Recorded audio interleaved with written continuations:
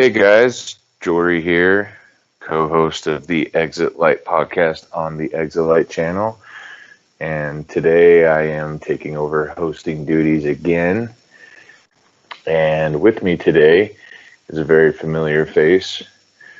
Um, Moderator Maya is joining me today. Hello, Maya.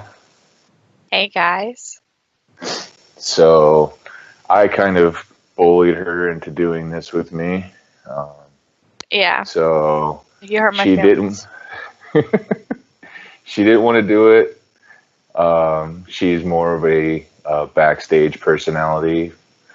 But like I said, there's going to be a road trip coming up, and Madison kind of already did her thing with Ted Bundy. So I said, screw it, Maya. You're doing it whether you like it or not. Yeah, this isn't as close to my heart as Madison with serial killers, but I'll try and live up to that. Well, we were kind of bouncing off some ideas to talk about, and lately on YouTube, I've been at work listening to um, scary story podcasts, and um, the topic I keep running into a lot is lost in the woods scary stories, and so that's what we kind of settled on, and what we'll talk about today a little bit is people's stories about being lost in the woods, ranging from people encountering serial killers, uh, supposedly haunted forests, if people are actually seeing cryptids or ghosts in the forest, or if it's hallucinations from stress or hunger or dehydration. And then, maybe looking at the other side of the coin and thinking uh, if these hauntings or these cryptids are real, it would help to explain not just people being lost in forests in general, but maybe the national park, if you want to call it a crisis, of thousands of missing people cases that still haven't been solved and nobody seems to be doing anything about. So it feels like it's a lot to talk about, but Maya and I were just talking right now about how it's kind of a weird subject to broach because there's so much to say in terms of what goes on in the woods, because they really haven't, at least on the American mainland, a lot of our geography has yet to actually be explored. And so when people tell these stories, you can lean towards believing what they're encountering in the woods because, simply put, we still haven't really trudged through them and explored these areas to figure out what the wildlife is like, um, so on and so forth. So um, I don't know. I don't know how you want to start it, Maya. If we want to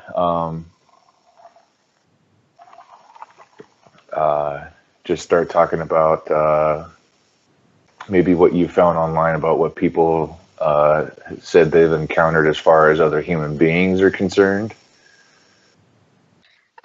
Well, you were mentioning people running into serial killers, and I found earlier, while I was looking up stuff, this Epping Forest. It's called the Epping Mm-hmm. Forest in Essex, England. Okay.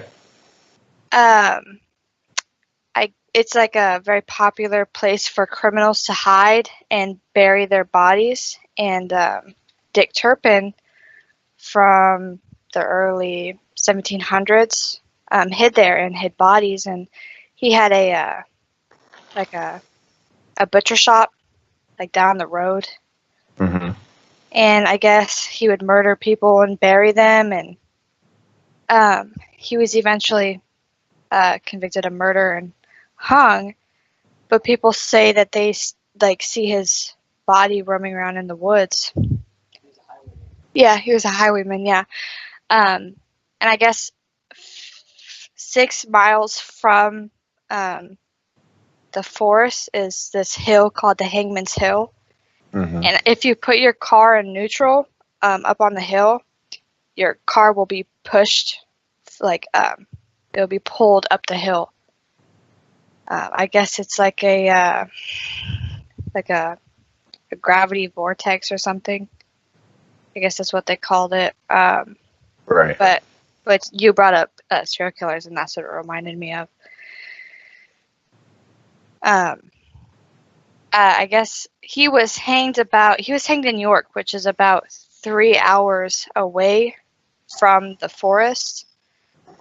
But I mean, it's a straight shot from York to the Hangman's Hill. So I think that highway maybe he was drawn to and haunts the forest. Well, I know back in the early days, obviously before cars were invented, when people would travel the English countryside, especially near forests, they ran the risk of encountering these highwaymen. Most of them would just loot them, and that would be it. But there were known highwaymen that were killers as well. And I've read stories about people running inns on these travel routes that were actually just set up to rob and kill these people just traveling in between destinations, delivering goods, working for a living. And they would, oh, there's a hitching post, I could stay there for the night. And they would end up being murdered and there's goods stolen. So I think this is one of the story you're talking about now. I think this was one of the more popular ones, just because this guy, the acts that he committed were pretty gruesome. I think he was more about the killing rather than the taking of goods. Yeah. I could see why that place would be haunted, because if I remember correctly, he killed quite a few people in that area. Yeah, they said they found more than a dozen murder victims since the 1960s. So. And that's just the 1960s. Yeah. And I imagine he probably wasn't the only person killing or dumping bodies around that area. So. Oh no, definitely not. Especially since Dick Turpin is from the 1700s. I mean, yeah. Imagine just hundreds of years, Yeah. Between. Well, just from what I know of the English countryside, at night, it's extremely dark outside. Their weather is mostly dark and cloudy, and it causes mists and fogs, and I couldn't imagine being in 18th century England traveling the countryside trying to just get to my destination, because the back of my mind would be constant, oh, I think this is the day I'm going to die today. Yeah. Yeah, it's definitely a possibility. So yeah, and I think that kind of sets up the whole spooky thing about what people encounter in the woods, or what they have a base fear of in the woods is, I think obviously we think back to the days of when we didn't have as many answers we have now, and when something would happen to us, we would automatically maybe assume it was a spirit or something that was supernatural. Yeah. But people like to feed off that fear and use that fear against us. And it, nowadays when we go to the woods, we think, who could be out here with us? Yeah. Not even just the supernatural, just a human being. Like, before we started this podcast, I was reading a story about these two people who were camping in a forest. And as they were hiking, they came across an elderly gentleman that was also camping in the woods several miles from their spot. And they said they had a very lovely hour-long conversation with him. He was out there with just his van and some basic necessities, and that was it. And it turned out several months later that when they were watching the news together that he was a serial killer and he had abducted and killed multiple little girls. And when they reported that they had seen this particular gentleman in the forest, they led the FBI to the spot, and they were able to find more bones of murdered children on the campsite. And they sat there and they talked to this guy for a while, and they camped from him only a few miles away. Hmm. So I know that we're already feeding into the fear of people never camping again. Yeah, no kidding. And that's just the humans. We're not even talking about animals or Yeah. anything else. Oof. So I know a lot of people have heard about the next forest that I'm going to talk about. It's called the Pine Barrens, and they're based out of New Jersey. And the biggest thing that people talk about when associating the Pine Barrens is the Jersey Devil.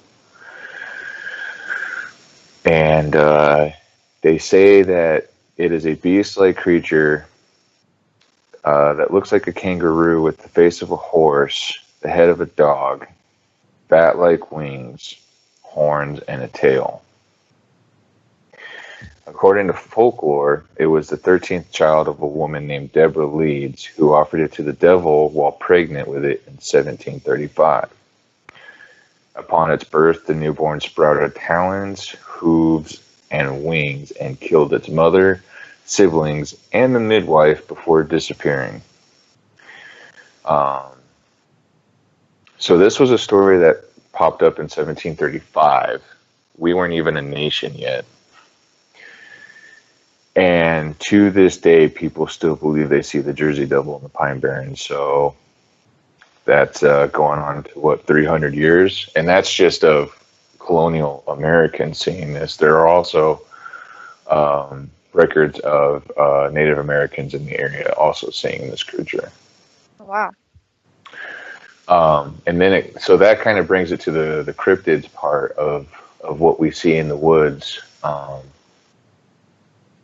A lot of us claim to see like a Bigfoot or a werewolf, or what people call a dog man, the Jersey Devil.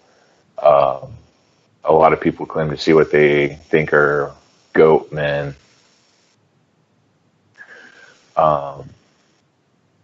It's interesting to me that colonially, we've been here for hundreds of years, and we still see these creatures, and there's hundreds and hundreds of reports every year of us seeing these creatures.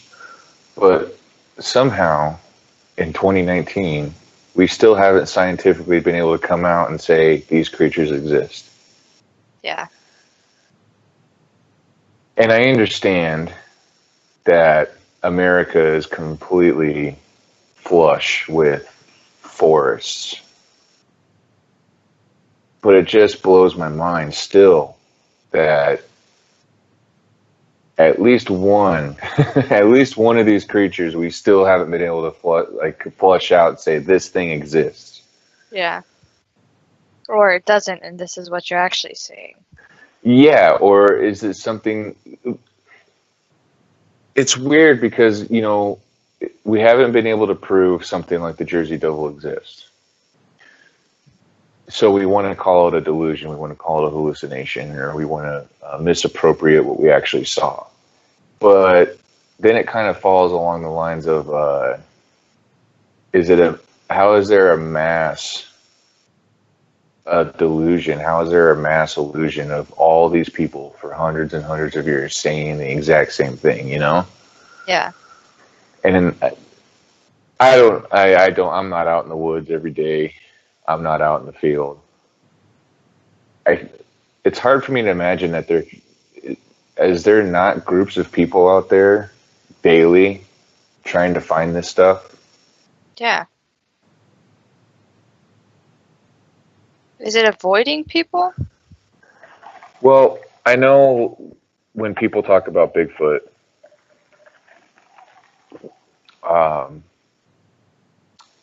one of the biggest questions that people say is,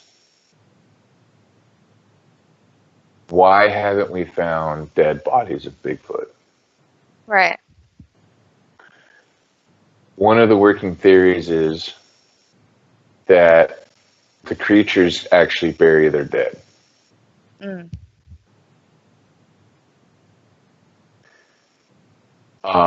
Unfortunately, this is just a working theory, and we still don't know. Right. But a lot of people who believe in Bigfoot think, well, if we're not finding Bigfoot carcasses, it's because perhaps they have the intelligence to bury their dead. But do all of us, or do all of them have that same intelligence then? There's Yeah. no way the Jersey Devil has lived for 300 years. Right. There has to be more of them, right? There has to be more of them, which means that the Jersey Devil is a species rather than Yeah. an individual creature. Yeah. So it's interesting, it's weird, and I want answers. I want to know what's going on. Yeah, for sure. Yeah. Like, why haven't we like found the dead bodies, or like, I don't know, seen animals eating them? And I don't know. This seems very. Well, yeah, another thing would be, we're like, maybe we would see a congregation of scavengers picking apart a corpse. We don't see that. Right. We collect what we think are hair samples or scat samples, and then they turn out to be, well, sometimes they come out to be unidentified. We can't identify the hair sample. We can't identify the scat sample. But at some point, we have to have enough scat samples and enough hair samples to be like, okay, we've collected enough of this sample to be able to say that this is an unknown creature, that in this specific area, we need to get people in there and figure out what this creature is. Yeah, that seems like enough evidence to move on, progress. Mm-hmm. And I know every day that people find new animals all the time. Yeah. But it's so, and I hate to say it, it's a noble work. It's a noble work. It's a scientific work. But it's all kind of boring because it's like, oh, we found a new species of spider today. Great. I don't care. I know spiders exist. As a matter of fact, it's very well known in my friends and family. I'm arachnophobic. I don't give a flute that you found a new spider species today. Yeah, matter of fact, don't tell me. I don't even want to know. Have you seen camel spiders? Oh Hell no. Oh my God. Those are the ones that are in Australia, right? No, camel spiders are based out of the Middle East. Which ones are the ones that are in Australia? Huntsman spiders. Oh my God, those are like as big as plates. Camel spiders are bigger than them. Oh my gosh. Camel spiders are huge. No, thank you. Yeah. Yeah. We don't need those. Yeah. I don't know why somebody went out of their way to find that giant ass spider. Yeah, and then tell people about it? Nah. Yeah, hey, look, I found this giant spider. Okay, pass. Nah, keep that to yourself. I want to know about Bigfoot. Yeah. I want to know about Goatmen. Yeah, me too.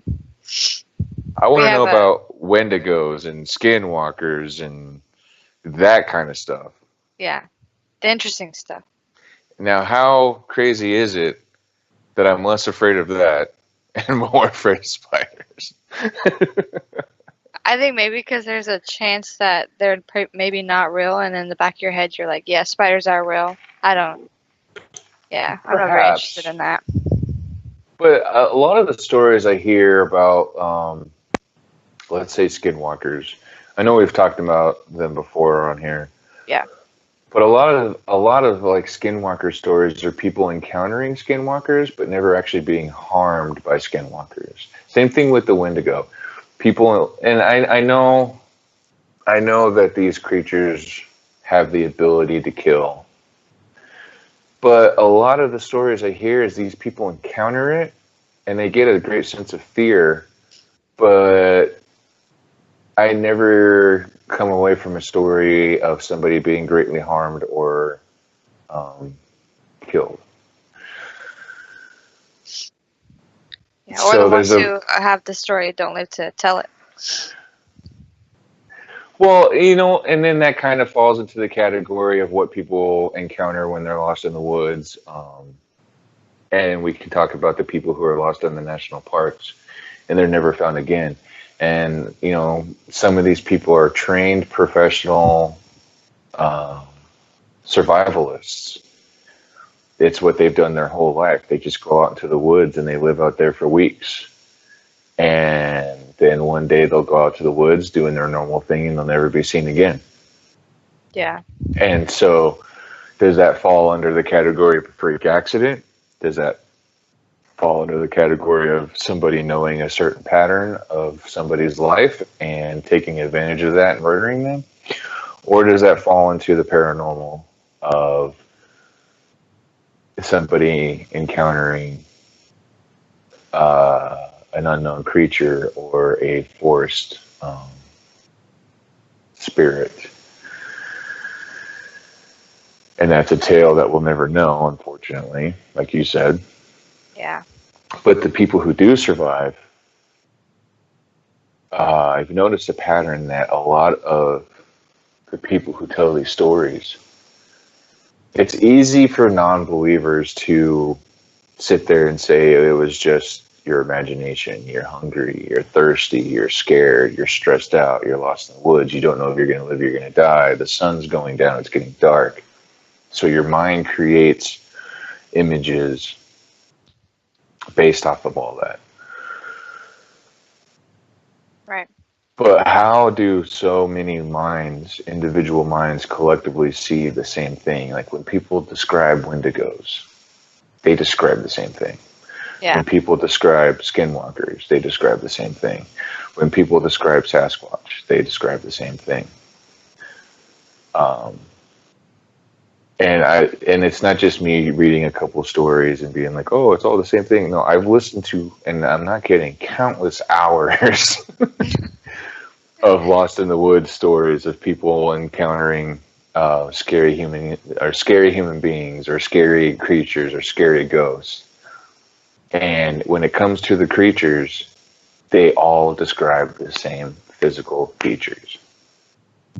Hmm. And I'm a guy that's I need to see it to believe it. Right. But at the same time, it's really hard to discount hundreds and hundreds of stories of people seeing something in the woods. These are all individual people scattered throughout the entire world. And they're able to describe a creature the exact same way. Yeah. Huh. That part's pretty cool.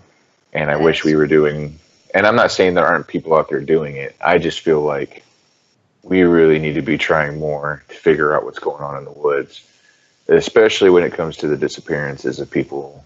And a lot of the times it's just people who get lost. It has nothing to do with creatures or ghosts or humans. It's just somebody just got lost or somebody just had a freak accident. Yeah. But I feel like a lot of the stuff can be figured out and perhaps even avoided if we just knew what was going on in the forest. Yeah.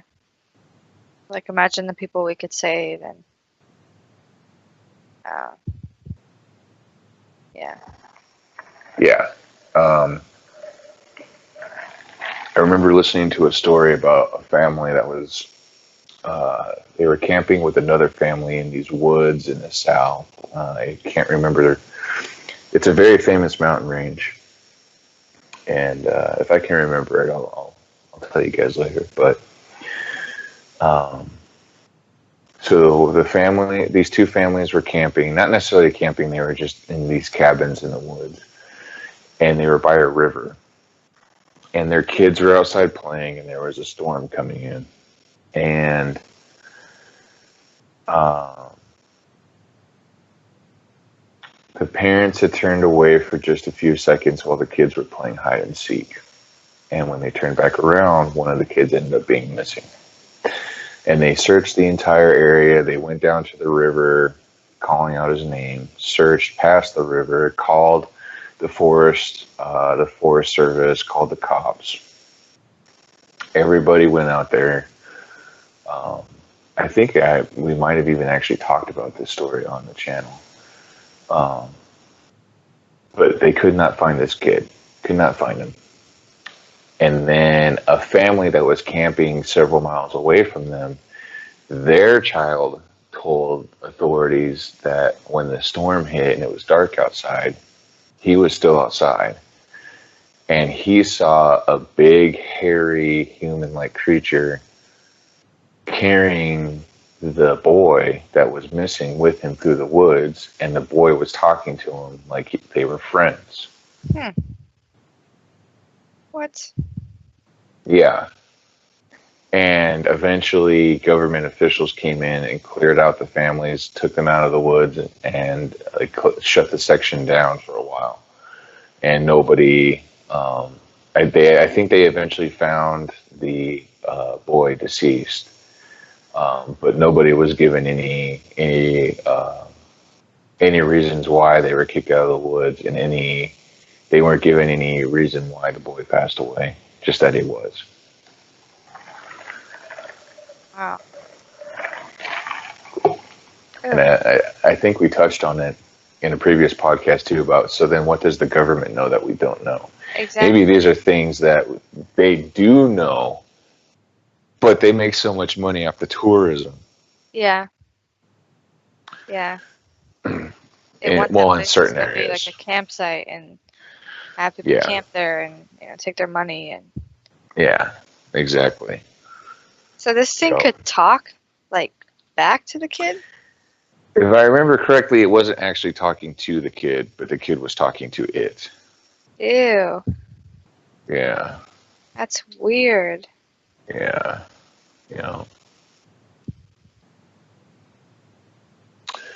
Wow. So yeah, it's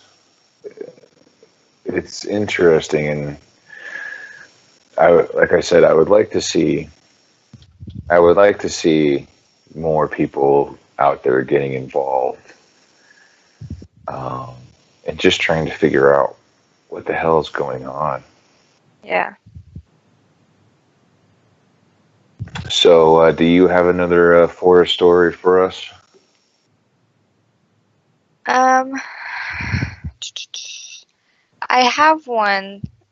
It's of a forest in India. It's called the Dow Hill Forest. But the specific area that I'm talking about isn't necessarily in the forest. It's next to it, on a hill station. Okay. It's called Karsang, which means the land of white orchids.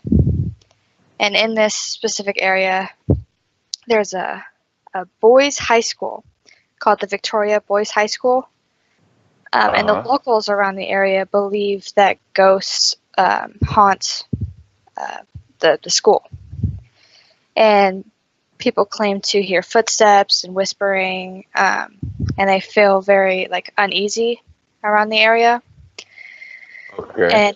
And they even hear this stuff when the kids aren't in school, like when they're on holiday, like for the summer or whatnot. So even when it's completely vacant, they still hear this stuff.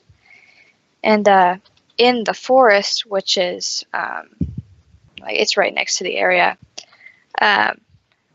it's rumored that people have been murdered there, and some of the woodsmen who are in the area say that they've seen headless apparitions of boys walking the path that leads from the woods to the school, and then disappearing into the trees. Wow. Yeah, interesting enough, the path is called Death Road. And other people have said that they've claimed to see red eyes looking at them through the trees at night. And some of the people who walk the forest say that they've seen an apparition of a lady, and she's wearing gray clothes. And when they try to follow her, they get lost. She leads them astray into the forest, and they lose her, and then they don't know where they're at. But they make it, their way back through the forest, and make it out. But just imagine the people who actually go missing trying to look for this lady. Like, I can't. Anyway, I was reading that and I thought it was interesting. I have a lot of stories on here of people who walk the forest and see apparitions, and I have another forest that I'll get to later on. But something that scares me is the eeriness of forests and how foggy they can get. Mm-hmm. And just being in the fog and your mind playing tricks on you, like what it makes you see and stuff, which is scary. So do you think maybe some of the things that people see is, their imagination, or do you think it's actually paranormal activity?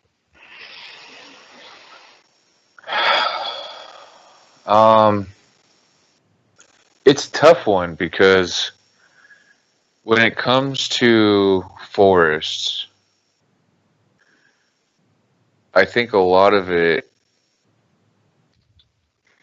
maybe not all of it, but at least some of it, I would have to say is mostly illusion and being afraid. Especially in a situation like you said, where maybe the clouds are gray and there's a fog rolling through the forest and you're not somewhere where there's a lot of people. So it just creates this spooky, haunted vibe that you see in movies all the time. And perhaps your mind will start playing tricks on you. On the other hand, if the area is an area that has experienced a lot of tragedy, for instance, I was just listening to a story about these people who were they were on a school trip in Scotland to a forest, and the storyteller wandered away from his group and was just kind of exploring the woods, and they were pretty deep into the woods in that area. And it was a bright day out, no rain, no clouds, no fog, nothing that would create an illusion. And this person wasn't lost. He knew where he was. He was with a group of people. And from the trees, he saw a Roman soldier marching through the trees in traditional battle garb. And that area, way, way, way, way back in the day, was a battleground between Scottish clans and Rome, when Rome was conquering the British Islands. So he thought maybe it was a reenactor or somebody playing a trick on him, and he ignored it and he kept exploring the woods. Well, him and a buddy of his eventually met up, and as they continued to walk, a Roman soldier walked from the trees right out in front of them and stopped in front of them and was staring at them. And at first, the guy was like, oh, great, another reenactor. But then he saw that the guy was carrying a weapon that was covered in blood. The guy's chest plate was ripped open with a gash that he was bleeding from. And then another Roman soldier stepped out from the trees, and this Roman soldier was missing his arm. And then a third one appeared and started talking to them in a language that he didn't understand. And he knew right then and there, these weren't reenactors. This wasn't a prank. Yeah. This was him seeing, whether it was a residual haunt or whether it was an intelligent haunt.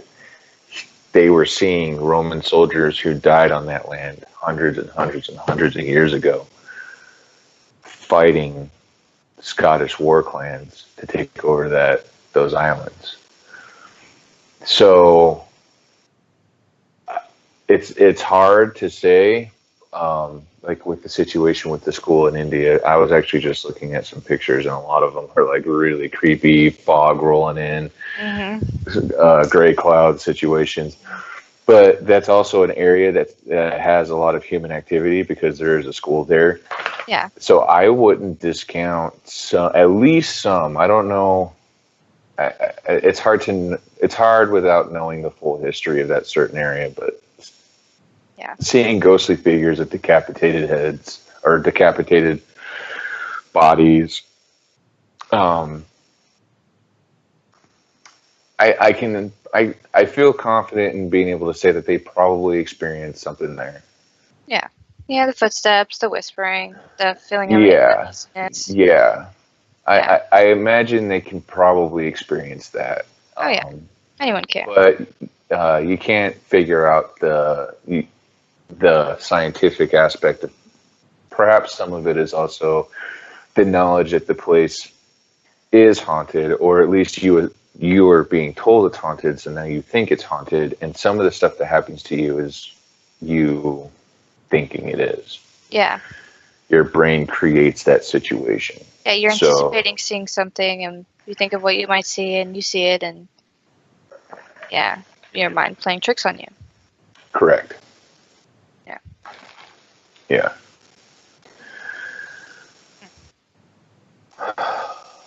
All right.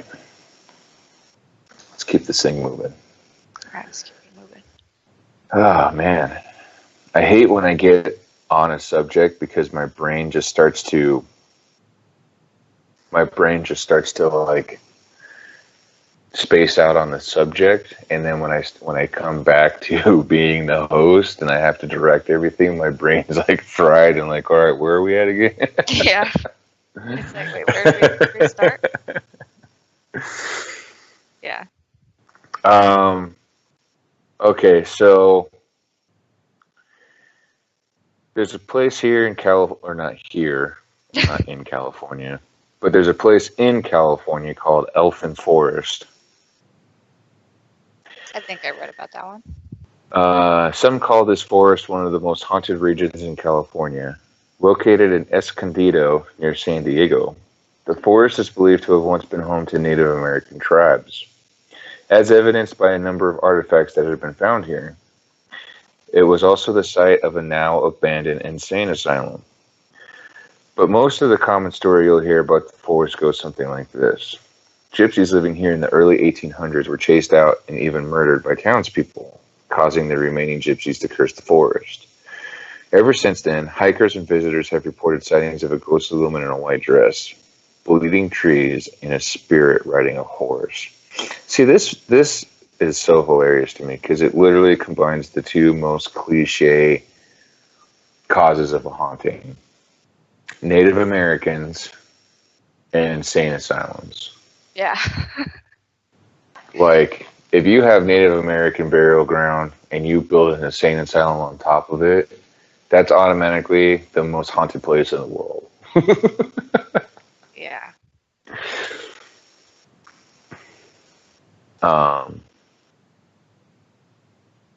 I think for me, I kind of feel like the whole gypsies living in a forest in San Diego in the 1800s is, I don't know, it is San Diego. Yeah. You and I have been to San Diego together. We've seen some weirdos there. Yeah. But it makes me wonder again. I mean, knowing the area, knowing the history of California, it makes me wonder, like, what went on in that forest that would cause people to now consider it a haunted forest. Yeah. If you're seeing a spirit riding a horse, is that an intelligent haunt? Is that just us catching a glimpse into the past? What about the woman in the white dress? What happened to her? Was that a person that was murdered in the forest? Was that a body dumped in the forest? It's Sorry, I was going to mention Go something ahead. about. It says here, stories of a white lady are common in ghost lore and often appear when a murder or suicide has taken place. Yeah, there's a lot. I think Mom and I actually did a podcast on famous ghost stories where, like, a good chunk of them involve just what's called a lady in white. Yeah, I've heard a lot of, seeing like a lady in white up in the window of an old creepy house. Mm-hmm. Yeah. Yeah. Yeah.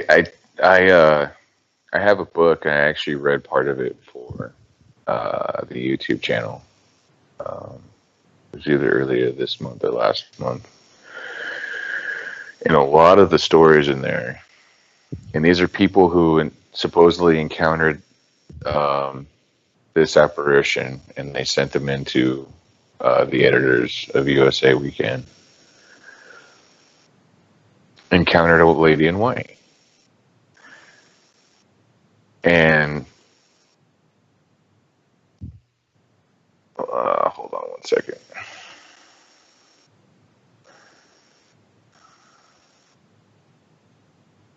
Sorry, everybody. My wife's calling me. Okay. Um, yeah, this is kind of going off track, but it's like, how many women died or committed suicide that were all wearing white dresses? Yeah, right? It seems like a very common thing to wear. Or is it just something that you choose to wear when you're on the other side of the veil? Like, I don't, it's just it, Yeah, like once you die, it's you get a wardrobe and everything's like a white dress. It seems like yeah. the most It, fitting it thing. To me, the woman in the white dress stories kind of to me is what helps people not want to believe in ghosts, because it's the, like, how many women are you gonna ghostly women are you gonna see in a white dress, and then where's the proof? Yeah. So for me, like, every time somebody's like, oh man, I saw this woman in a white dress, I'm like, oh, here we go. But anyways, I digress. I apologize. We're talking about forests, not ghostly apparitions in a white dress. Yeah, true. Except for in India, apparently it's gray. Well, in India and now California. Yeah. I mean, they're changing it up a little bit in India, making it gray rather than a white dress. You know, I told Mom about this story, and I think she might. I don't know if she'll do a podcast about it, or if she'll do one of her stories for the channel. But there's an area in Texas that borders Louisiana called the Pine Forest. It's Pine Forest, Texas. And there is a really famous story down there about a witch that haunts the forest and tries to entice children with candy. And the guy that I heard the story from, um, like, his grandma would tell him the stories about this witch, and as a kid, and he just thought they were stories. And then he had an encounter at his grandparents' property years and years later as an adult, and he was like, "Man, I never believed it, because they've lived out here forever. I've been coming out here forever. I just thought they were stories, and then I encountered this situation, and it's real. It's true." And um, it freaks me out to ever go camping again, because this lady is called the Witch of Pine Forest, and there's a lot of Lost in the Woods stories of people encountering witches, what people describe witches. Yeah. That reminds me of Hansel and Gretel. Right. And then, see, there you go. Like, what were the Brothers Grimm encountering in Germany for them to write Hansel and Gretel? Like, Yeah. were they subject of old, weird, crazy lady in the woods who was trying to feed them sweets? Like, Yeah. Where did you come up with that idea? yeah. Yeah. And with the area they grew up in is scary. I think it's actually on these notes here. You might have them on your notes too. I might have to go up. Up, up, up, up, up, up, up. Where are you? I just saw it. Bear with me here. The Black Forest in Germany. Yeah. Yeah, the one where it's so dense that light barely reaches into the through the trees. I've seen pictures. That's terrifying. And I've always known of the Black Forest because people talk about seeing werewolves and witches and ghosts in the Black Forest of Germany all the time. Yeah. And it's easy to see where the Brothers Grimm got all their fairy tales from because they grew up in the Black Forest. Yeah. Huh. So maybe like they're their own stories. They didn't come up with them. Well, it might be just a lot of the townsfolk lore that they wrote about and they turned it into stories. But at the same time, like you said, there's parts of the forest so dense that sunlight never touches the floor. Yeah. The forest floor. So there's a real possibility that there's something going on in the Black Forest. I don't know if it's witches, I don't know if it's werewolves, but it's something. It says here that there are castles throughout the forest that become popular tourist attractions. Maybe they're haunted. They look scary and old and haunted. Wouldn't that be interesting? See, now, I don't know if this makes me eccentric, but I feel like if I had enough money, I would buy one of those castles. Yeah. And then I don't know if I'd be able to spruce it up to be livable, but I could at least say I own a haunted castle in Europe, and I'd be really cool. Yeah. Do it up. Make it a hotel. Yeah, try and turn it into a bed and breakfast. Yeah. See if we can get people to see witches or werewolves or vampires or ghosts. Yeah. Make it like a thing where if you stay in the castle, you have to roam the forest at night. Ooh, you could have night tours of the forest. Yeah. And this right over here was a bunker the Nazis used in the 1940s. Oh, look, there's the ghost of a Nazi soldier right now. Right on time. Right on time. Wave, everybody wave. Everybody wave to the ghost Nazi. Unless you're Jewish, then please get back on the back on the go-kart. He will not be fond of you. Yeah. Watch out. Watch your head. Watch out now. That'd be cool. Maybe not the Nazi ghost part, but yeah. Well, once Mom starts making money off the channel and I get my inheritance, we'll see. Yeah, we'll see. We'll see. Start our own channel. Yes, our own channel. We don't need money to do that. We can just do it. Sure, that's true. What are we doing here then? We've just commandeered this one because it was easier than creating one. Yeah. We don't need to sign in and upload these videos. Right. Yeah, this is just going to be done between Jeremy and Exit Light. We're just doing the talking. Yeah. They're the ones behind the curtain this time. Exactly. They got to do all the hard work. I'm just sitting here frying my brain on forest subjects. Yeah. Devoting our time into just forests, creepy forests. Yeah, exactly. Oh, man. All right.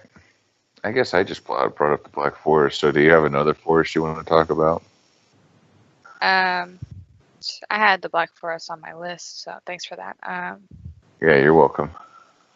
I was going to let you say the name first because I wanted you to get the spotlight. Well, that's what I'm here for. Yeah, true. I mean, I was going to say it's your channel after all, but I'd be lying. Well, it's my channel right now. Okay, so there's this forest in Massachusetts. It's called the Freetown Fall River State Forest. Mm-hmm. Um, it's in the middle of the Bridgewater Triangle, which also has other spooky forests in it, but I won't get into those. I like this one the most. um, it's what people call a paranormal vortex, Uh-huh. and it also making it one of the most active paranormal hotspots in the East Coast. A lot of people say that they see UFO sightings and animal mutations being the work of a local cult partaking in rituals. But not only animal sacrifices, but they also see human murders done by satanic cults. And a lot of people also commit suicide in the forest. But I wanted to get more into the UFO sightings of it, but I couldn't find any in the time that I had. Do you have any UFO stories? Maybe I can pull one up real quick. Well, the only UFO story that like pops to my mind outside of mom's, because mom, mom and I basically grew up in the forest, and she saw a UFO. But Hiabachi Forest out in Romania, they claim to have all sorts of paranormal activity, including UFO sightings. Hmm. Um, Especially in this particular part of the field, that's like there's forest all around, but there's just a circle of grass. Like trees don't grow in it, and people encounter UFOs in that circle of grass. Huh. Yeah, Interesting. yeah. On top of ghosts and witches and werewolves and vampires. And Since you brought up the circle, I'd mentioned this before the podcast, but I kind of want to go into this. Um, it's it's in the middle of a forest. I've told you this already. It's in the middle of a forest. It's called the Devil's Tramping Ground. It's in North uh-huh. Carolina. It's a 400-foot circle located in the forest, and it's near Harper's Crossroads, near a town called Bennett. It's become a pretty popular spot for people to go camping and see the area because of the weird things that happen here. And um, the site itself is just, I mean, it's just a circle where nothing grows. There's no plants, there's no trees, there's hardly any grass, but it's in the middle of the forest. And no animals seem to walk in this, uh, vicinity or the circle itself. And dogs stand in the forest and bark and howl at the circle, but won't go into it. Hmm. Um, Legend has it that in the barren circle on the ground, it's haunted by the devil who comes and dances on the circle, meaning to bring evil into the world. Apparently, town locals who hunt in the area were seen near the circle talking to a man whose face seemed to be falling off. And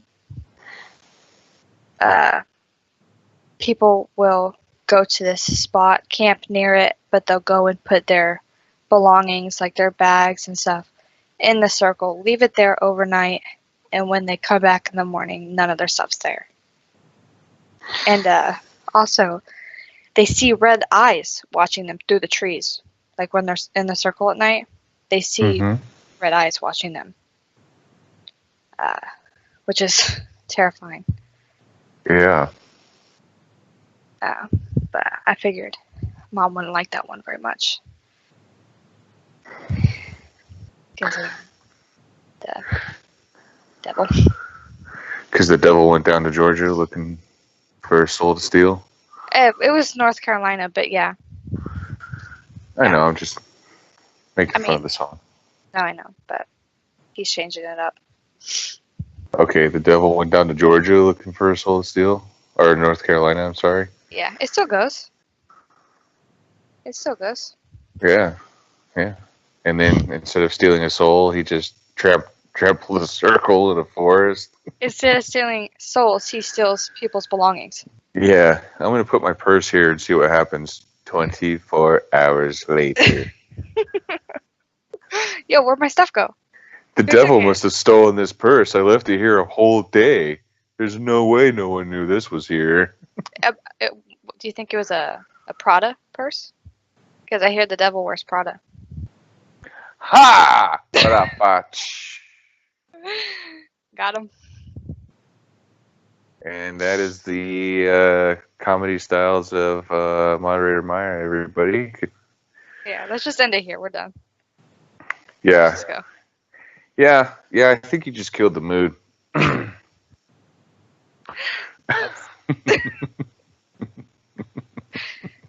I'll go home. That's fine. Somebody get the hook and drag her off the set, please. I'll walk. It's fine. No, I want to see you get dragged out by the hook. All right, fine. Just this once. Well, speaking of creepy areas, you and I were also talking about this one earlier. I think Mom and Rob have actually talked about this too. I don't know if it actually counts as an actual forest because it's on an island, but there's a lot of trees on it, so I guess. But translated, I believe it's called the Island of Dolls, and it's in Mexico, near Mexico City, along some canals. And anybody who's anybody in the paranormal field knows this place because it's completely covered in dolls. Yeah. Local legend has it that the island's caretaker hung the first doll to honor a little girl that he had found drowned on the island. The doll was thought to be hers. The caretaker then felt as if he was being haunted by the girl's spirit, so he continued to string up dolls in hopes of appeasing her. 50 years and plenty of dolls later, he reportedly drowned in the same spot the girl did. Today, the island has become a popular tourist destination. Visitors claim that the dolls move their eyes, heads, and limbs, and that they're possessed by spirits. I don't like dolls. I don't have as much of a fear as dolls as a lot of people do. Ghost Adventures did an episode on this island where they investigated it. And they got some good evidence. But the biggest thing that I noticed that made me not want to go there at all, that place is crawling in bugs. Yep. No thanks. Mosquitoes and spiders and all the fun, creepy qualities you could think of. You got to think, like, this is an island in a canal near Mexico City in Mexico. Yeah. Imagine the mosquitoes carrying botflies. Yeah. No offense to my southern neighbor, but no thank you. Yeah, no thanks. You guys got this one. You guys can have that island. Not just because there's creepy dolls on it. The thing that's crazy to me is the guy who hung these dolls on the island lived on that island. Yeah. Didn't he have like And a hut? yeah, he had a hut on the island, and his family still takes care of that island forward. He's passed on. I don't know if he actually drowned, as the legend claims, but he has passed on. His family takes care of the island now. Wow. But he lived on this island in a hut with all these dolls and all those freaking bugs. That's scarier to me than any ghost that supposedly is haunting this island. Yeah, no kidding. That's a very physical threat. Yeah. Yeah. Whew, you gotta excuse me. I worked all day today. I might be a little tired. That's okay. But anyways, yeah. I would have to say, out of all the pictures I've seen of forests, and I've seen this place before, but this is definitely one of the creepier forests that I've ever seen, just because of the amount of dolls hung all over, and it's a lot. It's all over the island. Almost every square inch of this island has dolls on it. It's creepy. It's weird. No, thank you. Yeah. Do like other people go and hang dolls there, or was it just this one guy who got all these dolls? I think now that it's a tourist attraction, people Yeah. go there and they bring a doll with them and they hang a doll just to keep the tradition alive. And perhaps in the Mexican culture, it's their way of appeasing the spirits because obviously it has a reputation for being haunted. Yeah. So it would make sense to me. That's what people seem to do in those kind of situations. Yeah. Why are they all like creepy dolls though? Are all I think dolls just regularly creepy? Like, is that? I guess it's based on your fear of dolls. Maybe. I mean, there are some creepy looking dolls. Yeah. I know it was done purposely for the movie, but that Annabelle doll in the movies, hell no. Why would No. anybody want to own that crap? Nope. No way. But the original Annabelle doll is also kind of creepy. Well, the original Annabelle doll is just a Raggedy Ann doll. It's not Yeah. creepy. I think she looks creepy. Actually, Mom might want to correct me on this, but I think I actually had a Raggedy Andy Oh, really? I heard that there was. when I was a kid. Yeah, there's Raggedy Ann and Raggedy Andy, and I think I had a Raggedy Andy when I was a kid. Yeah. We had like a pretty big Raggedy Ann doll. She was like 3 foot. Oh yeah, that's right. Yeah, she was Madison's, but yeah. I don't know Yeah, what and happened to her. We don't. She's not here anymore. well, she was supposed to be the possessed scary doll, but once she got around Madison, she realized that no amount of evil inside of her compared to Madison's, and so she left. True. True. Or she said Madison might be a better vessel. Well, they ain't lying. Yeah, true. She already had the evil within. Yeah. Poor Madison. I mean, I think we proved it on the last podcast when she was fascinated with Ted Bundy. Yeah, crying over him dying. It was so sad. She's gonna kick my ass. Yeah. Yeah, she'll probably call me and she'll call me a jerk or something. Well, she'll probably call you something a lot more censored than a jerk. Yeah. But, you know, I'll be expecting it. You got another forest you want to talk about? I don't have one in my notes, no. I didn't have very much time to. I know Mom and Rob talked about it recently, but I'm just going to bring it up because of how popular it is. But the suicide forest in Japan near Mount Fuji. Mm-hmm. This one really bothers me to the core. Just because of the fact that, and I know the Japanese culture is different than our culture, or Rob's culture, where they have a lot of pride, and so I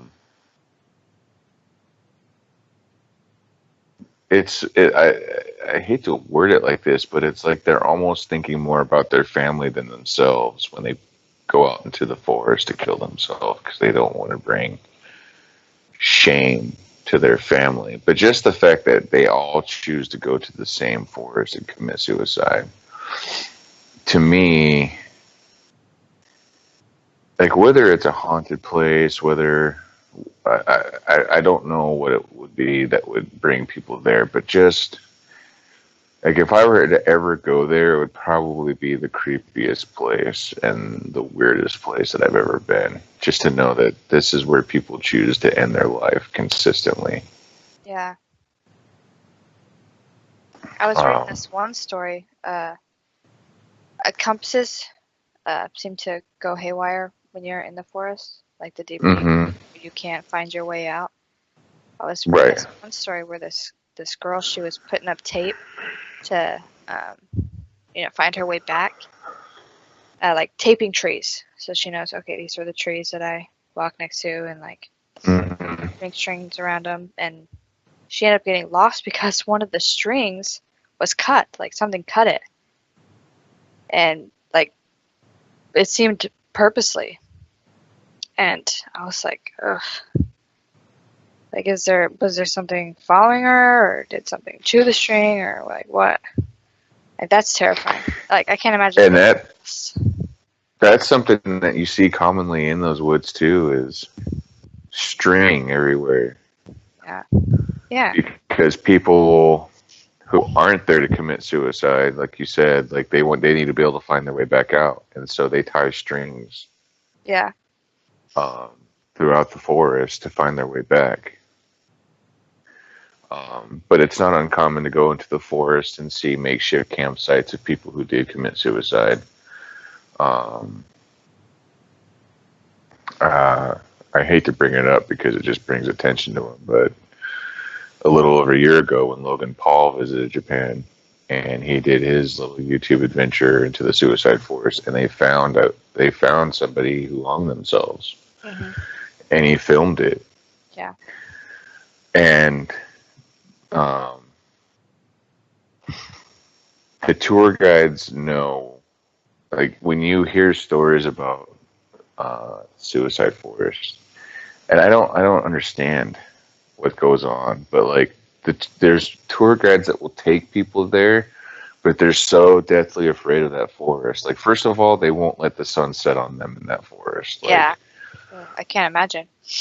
they already have a hard enough time taking you during the day, but once it's dark outside, if you choose to be in that forest, you choose to be by yourself. No, the tour guide will not be in that forest after dark. Yeah. And when they do take you during the day, they basically tell you straight up, like, basically just keep your eyes forward. Don't let your eyes wander around. And it's not just because of potentially seeing a suicide victim, but they strongly believe in the spirits that haunt that forest. Yeah. And them wanting you to just keep your eyes on the path is for your protection in case you encounter a spirit that might try to entice you to kill yourself. Yeah. Or just the overwhelming feeling of the forest. I hear that it's like, well, I don't hear this. I read this, that it's like very overwhelmingly dark and depressing, and I can imagine why. Yeah. Yeah.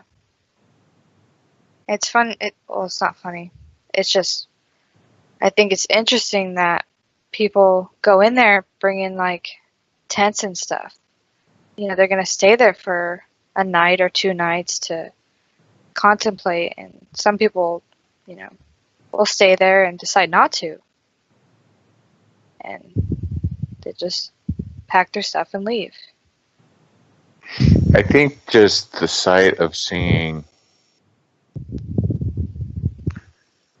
the abandoned cars, because there's like, I know there's at least a parking lot that you can park in. Yeah. When you see a car that hasn't moved in a while, yeah, they assume that's potentially a suicide victim. And just that alone is like, that car, that inanimate object was the last thing that person did anything in prior to killing themselves. And that alone is just like, there's the crazy part of me that I'm not a big travel guy. I'll do road trips to certain areas and fly a little bit, but that's about it. But if I were to ever visit Japan, there's a crazy, crazy part of me that would just like to go there out of curiosity. Yeah. The sane, be a normal human being part of me is like, first of all, you're not even going to fly to Japan, so don't worry about it. Yeah. And then second of all, it's, why would you want to go to a forest where people go to kill themselves? Yeah. But just out of curiosity, I would just want to, I don't want to go there to look at deceased people. I just want to go there to get the vibe of what brings people there. Yeah. What do they feel?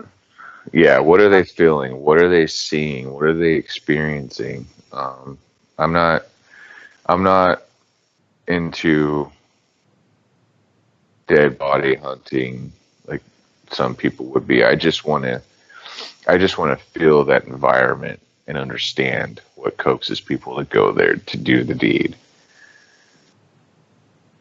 Yeah. So, well, that got real dark real quick. Yeah, it did.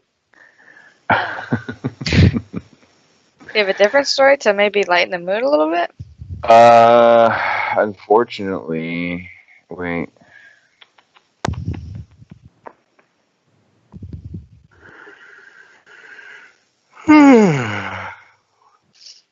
Okay, I might have something to lighten the mood. I um, there's a forest back in England called Witchwood Forest. Although there's no one historic event that confirms the fact that Witchwood is haunted, those who have stepped inside the former royal hunting ground have claimed to see some pretty hair-raising stuff. From the apparitions of crying children in a horse-drawn carriage to the touch of a random hand. Then there's the story of the ghost of Amy Robsart, the wife of the Earl of Leicester. Rob probably will kick my ass. I'm going to say it's Earl of Leicester. After Amy mysteriously died of a broken neck, her husband is said to have come across her ghost while hunting in the forest. The ghost told him that he would be dead within 10 days, and he was. Now, legend has it that her ghost has the same effect on all those who come across it in the forest to this day. I'm gonna try and Hmm. avoid that forest.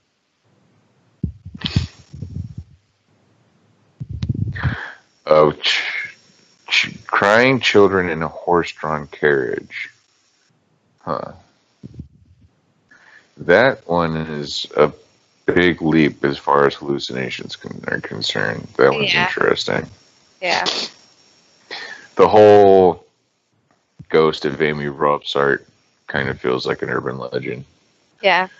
Not to say it's not true. It just has one of those ghostly tales that you would tell during a campfire or something like that. Yeah. Like Hmm. a creepypasta. Right. Yeah, that's interesting. Huh. Yeah. That's the one cool thing about. I would love to visit England just because of the history and all the ghost stories that are surrounding it. Like just some random former royal hunting ground where the English royalty hunted animals. Oh yeah, that's haunted too. Yeah. Yeah, I wouldn't mind going there too. That'd be cool. Yeah, it would be pretty neat. So, excuse me. Do you have anything else that you want to add to it? I think that's it for me. Yeah, I'm not coming across any other sites that. I don't think I'm gonna get much sleep. I think I'm gonna be too spooked. Well, if you convince mom to drive, then you can sleep in the car. Yeah, that'd be nice. Yeah. Get young moderator Josh to get his darn driver's license so he can do all the driving. Yeah, no kidding. Yeah, I'm not seeing any other stories that are worthy of our topic. So I think I might just go ahead and call it. All right. Um, yeah, so we'll just close it by saying that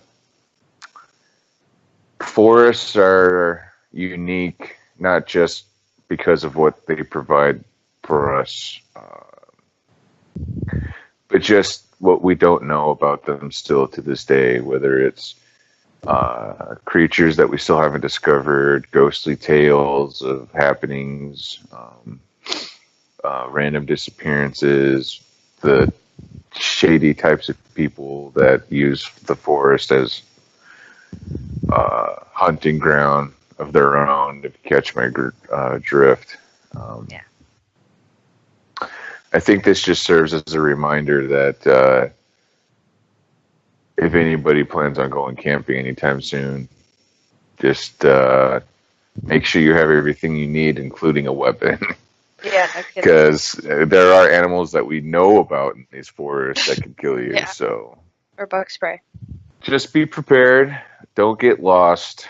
Stay to known paths. Yeah. And if you Maybe have don't- any ghostly cryptid encounters, obviously you have to tell us about it. Yeah, obviously.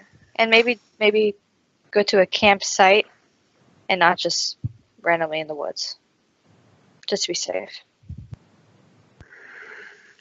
Yeah. I several years ago tried to go camping with some friends up in the mountains nearby, and we ended up having to call it a night because we just chose a random place to camp off the beaten path, and we came across the carcass of an animal right by our camp, and we realized, oh yeah, this is where mountain lions are. Oh no. So Yep, those are scary. yeah, we had weapons with us, but yeah, it's yeah, just pick a designated campground and keep it at that. Yeah. That's a good idea. So, all right. If you guys like the video, give it a thumbs up. If you don't like the video, yeah, give it a thumbs up. It helps out Exit Light. Please share out this video or any video that Exit Light produces to help grow her channel. She would greatly appreciate it. She does have a Patreon that you can donate to if you so choose to help her grow her channel. Is Mom still doing merchandise as well? I think so. Okay. You can go buy Exit Light merchandise as well to help her grow her channel. Mom's other co-host, Rob, has a Facebook page, Paranormal and Supernatural World. You can go check that out. Exit Light also has a Facebook page that you can go check out. Rob posts a lot in both Facebook pages, so you'll never be bored. Always be. Yeah. I would like to thank Maya for allowing herself to be bullied into this podcast with me. It was fun. Well, you did a good job, and thank you once again to producer Jeremy for being the backstage mind and keeping us afloat. And please leave any comments down below if you want to talk about this topic some more. If you have other topics you want to talk about, let us know. I know Mom and I will probably be doing one here pretty soon. We haven't done one together in a while. And she's got a lot of stuff still lined up and ready to go. So just stay tuned for more content, and thanks for joining us today, guys. Oh, it was fun. Thank you. So until we meet again, Maya. All right. Good. All right. Good night, everybody.